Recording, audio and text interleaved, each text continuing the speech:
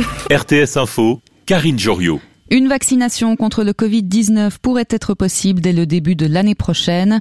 C'est en tout cas le souhait d'Alain Berset qui est revenu aujourd'hui sur cette question devant la presse à Berne. Des vaccins sont actuellement en phase d'essai, a indiqué le ministre de la Santé.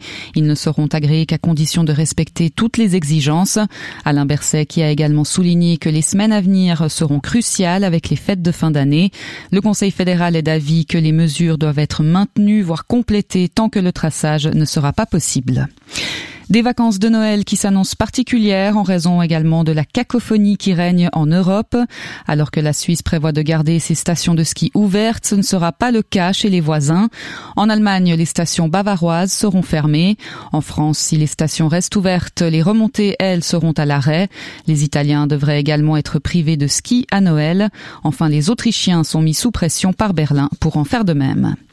Aux États-Unis, la fête de Thanksgiving qui a lieu aujourd'hui ne ressemble bien évidemment pas aux autres années. Pandémie oblige, la célèbre parade au ballon géant qui réunit habituellement des millions de personnes dans les rues de New York se tiendra sans public et sera diffusée en ligne. En Suisse, la crise du coronavirus a exacerbé l'inégalité des conditions de travail entre les hommes et les femmes selon le baromètre de travail suisse. Déjà avant la pandémie, les notes données par les femmes à leurs conditions de travail étaient moins bonnes que celles de leurs collègues masculins. Cette différence a plus que doublé en 2020. Une dégradation qui pourrait s'expliquer par la surcharge de travail qui a frappé les domaines essentiels comme le commerce de détail, des soins et du social. En France, les 3 policiers impliqués dans l'interpellation violente de Théo, un jeune homme noir grièvement blessé lors d'un contrôle en 2017, seront jugés pour violence volontaire. Le jeune homme avait été blessé au niveau de la zone rectale. Suite à l'ordonnance rendue par la juge d'instruction en charge de l'enquête, le principal accusé est renvoyé devant les assises pour violence volontaire ayant entraîné une mutilation ou une infirmité permanente.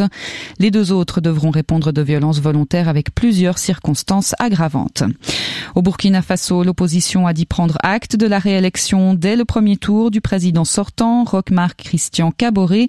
Il a été élu avec 57,87% des suffrages. Selon l'opposition, il y aurait eu de nombreux dysfonctionnements qui ont altéré le résultat du scrutin. Un recours est possible encore dans les 7 jours. En football, mission accomplie pour Young Boys qui accueillit un précieux succès à Sofia lors de la 4e journée de l'Europa League. Les Bernois se sont imposés 1-0 sur la pelouse du CSKA. Young Boys qui écarte ainsi définitivement un premier adversaire dans la lutte pour la 2e place de ce groupe A. Et enfin la météo, toujours un temps sec au programme pour les jours à venir avec du stratus en plaine en dessous de 900 mètres.